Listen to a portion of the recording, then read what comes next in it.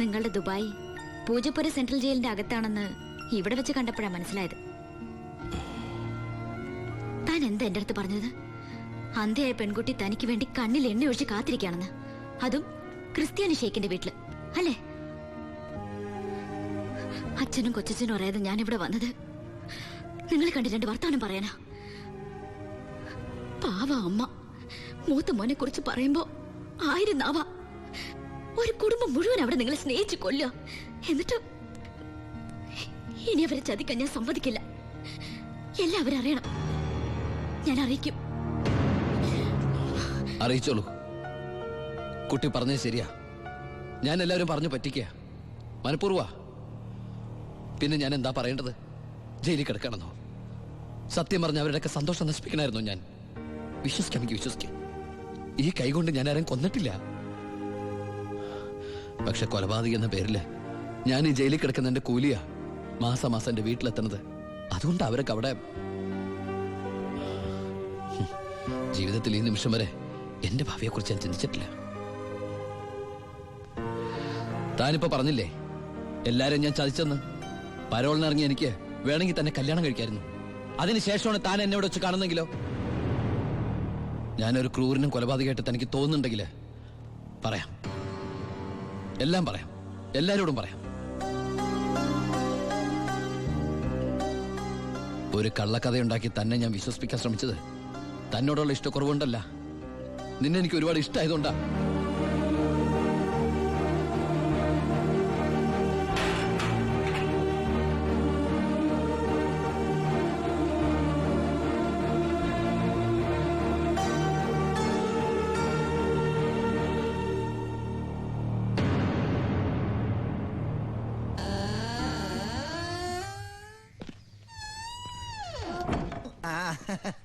എടാ, എന്നെ നിന്റെ ഒപ്പം ഇറക്കി വിട്ടാ മതി. ഇവിടുത്തെ ഏമാനോട് കാല് പിടിച്ച് ഞാൻ പറഞ്ഞു, കേട്ടില്ല. ദേ ചവിട്ടി പുറത്താക്കി. ആരെ നീ നോക്കണത്? നമ്മുടെ ആൾക്കാരും കണ്ടില്ല.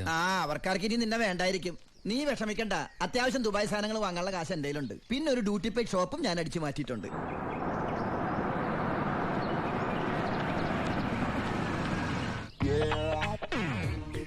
എന്റെ ഈശ്വര, അമ്മയെന്ന് പറഞ്ഞാണല്ലേ.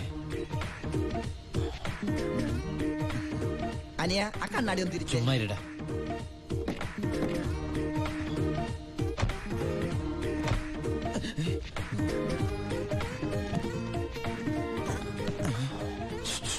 ഷൂവോ? ഷൂ അല്ല, ചെരുപ്പ്. അങ്ങോട്ട് നോക്കിയേ.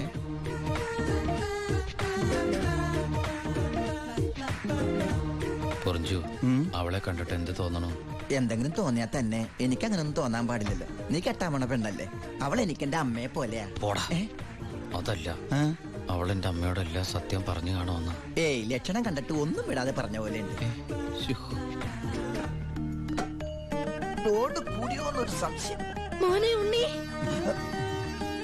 എനിക്ക് വിശ്വസിക്കാൻ പറ്റുന്നില്ല. ജയിലിൽ കിടന്ന കാര്യം വിശ്വസിക്കാൻ പറ്റില്ല. അമ്മേ, ഉണ്ണി, ഇനി നിന്നെ ഞാൻ ഉടനെ ഒന്നും ദുബായിക്ക് വിടില്ല. അയ്യോ, ഇനി ദുബായിക്ക് തിരിച്ചു പോകണ്ടമ്മേ. ശിക്ഷ കഴിഞ്ഞില്ലേ? ശിക്ഷയോ? അല്ല, ഈ അറബിയുടെ കൂടെ പണിയെടുക്കാന്ന് പറഞ്ഞാ അതിലും വലിയ ശിക്ഷയുണ്ടോ അമ്മേ? ഇവന് മനസ്സിലായില്ലേ പൊറിഞ്ചു? അന്ന് വന്നപ്പോ വേറെന്തോ പേരാണല്ലോ പറഞ്ഞത്. അതെ, ബിജു. ഈ അറബികൾക്ക് ബിജു എന്നുള്ള വാക്ക് നാവില് വഴങ്ങില്ല. അതുകൊണ്ട് അവര് പൊറിഞ്ചു പൊറിഞ്ഞെന്നാ വിളിക്കണതേ. ഉദാഹരണത്തിന് സോഡേനെ അമ്മ സോഡാന്നല്ലേ പറയണത്. എനിക്ക് സോഡാന്ന് പറയാൻ അറിയാൻ പാടില്ല. ഞാൻ ഷോഡാന്നാ പറയണ. അതായത് മക്കളിരിക്കെ, അമ്മ ചായ കൊണ്ടുവരാം. അമ്മേ, അപ്പുറത്തെ വീട്ടിലെ കുട്ടി അമ്മയോടൊന്നും പറഞ്ഞില്ലല്ലേ? പറഞ്ഞു. കണ്ടോ, ഞാൻ പറഞ്ഞില്ലേ, പറയും. അമ്മേ, ഞാൻ നീ തിരിച്ചു വന്നാലുടൻ അവളെ കല്യാണം കഴിച്ചോളാമെന്ന് പറഞ്ഞ കാര്യവും ഞാൻ അറിഞ്ഞു. ഞാൻ അപ്പോഴേ പറഞ്ഞില്ലേ അവൾ അങ്ങനെ പറയൂന്ന്. അവളെന്താ അങ്ങനെ പറഞ്ഞേ? എടാ, അവള് നിന്റെ ട്രാക്കിലായെന്ന്. Hello hello hello. ഫ്ലൈറ്റ് യാത്രയൊക്കെ സുഖമായിരുന്നോ? ഫ്ലൈറ്റിൽ വന്നവർക്ക് സുഖമായിരുന്നു. നമ്മള് തമ്മിൽ ദുബായിൽ വെച്ച് കണ്ടുമുട്ടിയ വിവരമൊന്നും ഞാൻ അമ്മയോട് പറഞ്ഞിട്ടില്ല. ദുബായിലോ? എപ്പോ? ആ, അല്ല, അമ്മയോട് കുട്ടി വേറെന്തൊക്കെയോ പറഞ്ഞു അമ്മ പറഞ്ഞല്ലോ. പണ്ടാരടങ്ങാണ്ട് വാടക എടുത്ത സ്ഥലം നശിപ്പിച്ച്.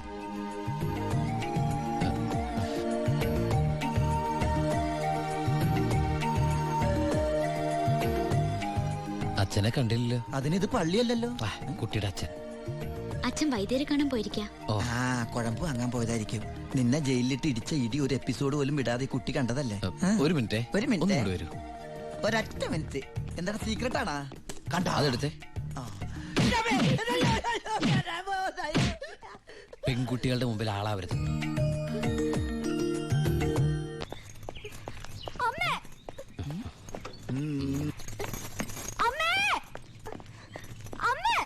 എന്താടി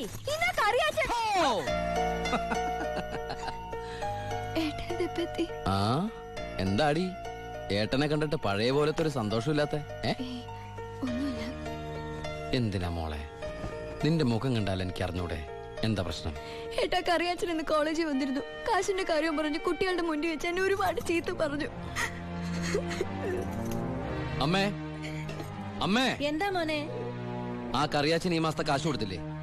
6 മാസമായിട്ട് നീ കാശ് അയച്ചില്ലല്ലോ മോനെ.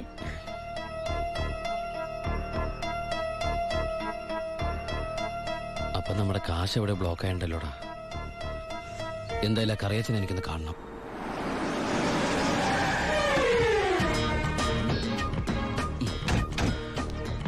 കറിയാച്ചനുണ്ടോടോ? ആരാ? എന്താ കാര്യം? വേണ്ട. അല്ലേ ആരാ? ദുബായിക്കാരൻ എപ്പോ എത്തി? കീറിക്കോ. വാ വാ ഇരിക്കേ. എന്റെ പൊന്ന് കറിയാച്ച, കുറച്ച് കരുണ കാണിക്കണം, ദയ ഉണ്ടാവണം. കരുണ ദയാ അതെന്നതാ സാധനം? എന്റെ ലൈഫ് ഞാൻ കണ്ടിട്ടേ ഇല്ലല്ലോ. കറിയാച്ചന് കാശ് തരാനുള്ളത് നേരാ. ആ പക്ഷെ അതിന്റെ പേരില് അമ്മയും പെങ്ങളെയും ചീത്ത പറയുന്നത് മര്യാദയാണ് അച്ചായ?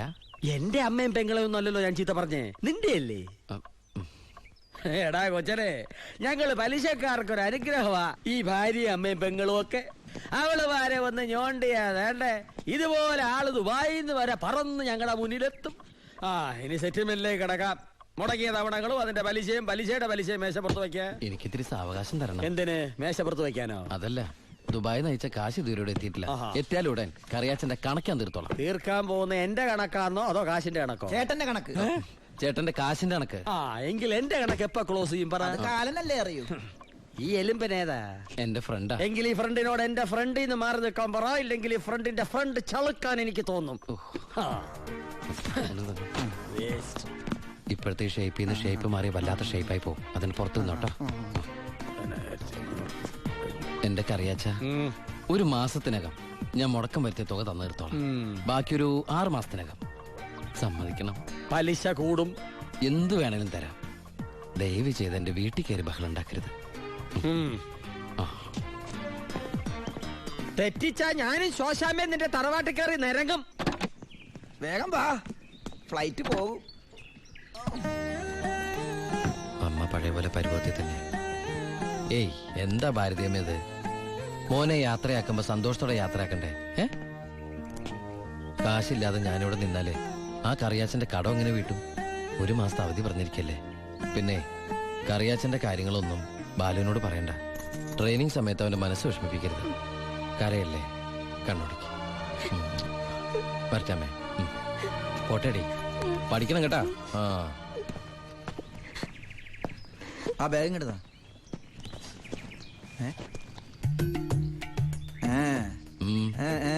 എന്താ കണ്ടില്ല, യാത്ര പറഞ്ഞില്ല അല്ലേ? ആ ബാഗ് എടുത്തോണ്ട് വെച്ച്. ആ അതേ വന്നല്ലോ. ഇങ്ങനെ കണ്ടിട്ട് എന്തിനാ? വരട്ടെ.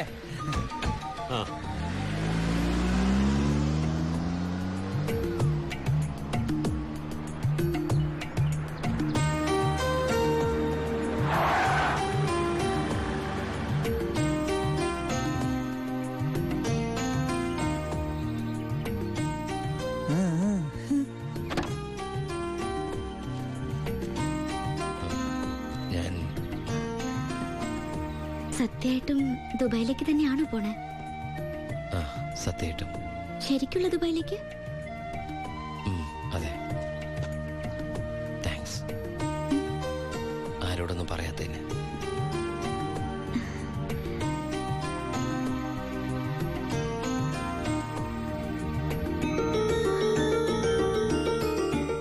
ഞാൻ വരും.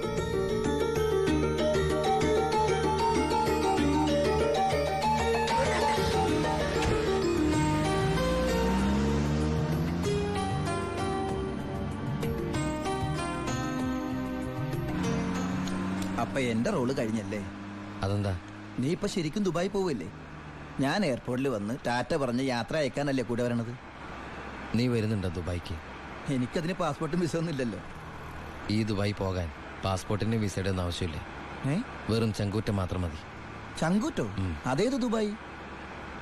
വാളയാർ.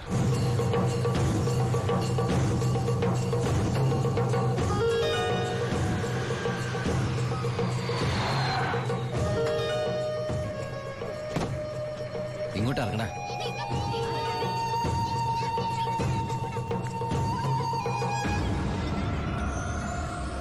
ആ കാണുന്ന വീടാ.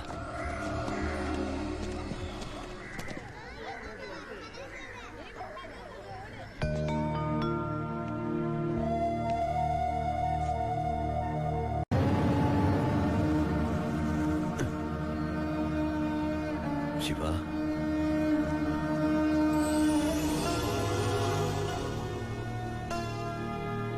ഒക്കെ പോയടാ. ഇവളുടെ കെട്ടുതാലി വരെ വിറ്റിട്ട അവസാനമായിട്ട് നിന്റെ വീട്ടിലേക്ക് പണം അയച്ചു. ഇനി വിൽക്കാൻ ഒന്നുമില്ല. നീ പോയ ശേഷം ആകെ ഒരു രാശിക്കുറവാ. ഒരു ലോഡ് പോലും മനസമാധാനത്തോടെ കടത്താൻ പറ്റിയില്ല. ലോഡടക്കം 4 വണ്ടി പോലീസ് പിടിച്ചു. ചിന്നാടന്മാരുടെ ഒറ്റായിരുന്നു. കയ്യിലെ കാശ് തീർന്നപ്പോ രണ്ടും കൽപ്പിച്ച് ഞാൻ ആ പഴയ കുപ്പായം എടുത്തിട്ടു. ലോഡുമായിട്ട് വരുന്ന വഴിക്ക് മുന്നിൽ പോലീസ്. ഞാൻ ലോറിയിൽ നിന്നിറങ്ങി ഓടിയതും എതിരെ വന്ന ഒരു കാർ എന്നെ ഇടിച്ചു തെറിപ്പിച്ചത് ഒരുമിച്ചായിരുന്നു. ഇടിച്ചതാണോ ഇടിപ്പിച്ചതാണോ എന്നറിയില്ല. പിന്നൊന്നും ഓർമ്മയില്ല. ബോധം വീണപ്പോ കണ്ടില്ലേ?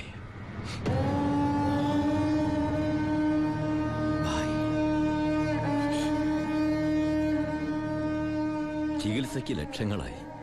വീടൊക്കെ ആ വഴിക്ക് പോയി. കാലു പോയതോടെ ഞാൻ ഒന്നിനും കൊള്ളാത്തവനായി. വെറും വേസ്റ്റ്. വണ്ടി ഓടിക്കണമെങ്കിൽ വലത് കാല് വേണ്ടടാ ആക്സിലേറ്റർ ചവിട്ടാൻ. പോലീസ് വരുമ്പോ ഇറങ്ങി ഓടാനും വേണ്ടടാ കാല്. ഞാൻ ഒന്ന് ട്രൈ ചെയ്യാന്ന് പറഞ്ഞതാ, പക്ഷേ അപ്പൊ സമ്മതിച്ചില്ല. ഇവൻ എന്തെങ്കിലും പറ്റിയ എനിക്ക് സഹിക്കാൻ പറ്റൂടാ. ശിവ, നീ വന്ന വിവരം വാളയാറ് മുഴുവൻ അറിഞ്ഞു. നിനക്ക് സുഖമല്ലടാ?